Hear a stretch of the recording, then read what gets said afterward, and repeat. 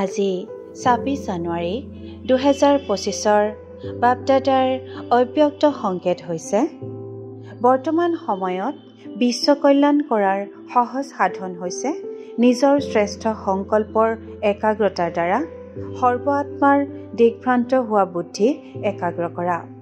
গোটেই বিশ্বৰ সকলো আত্মাই এইটোৱে আশা কৰে যে দিগভ্ৰান্ত হোৱা বুদ্ধি একাগ্ৰ হৈ যাওক বা মন চঞ্চলতাৰ পৰা একাগ্ৰ হৈ যাওক। বিশ্বৰ এইটো আৱশ্যকতা বা ইচ্ছা তেতিয়াহে পূৰ্ণ কৰিব পাৰিবা যেতিয়া একাগ্ৰ হৈ মনেৰে শক্তিসমূহ দান দিবা। ওম শান্তি।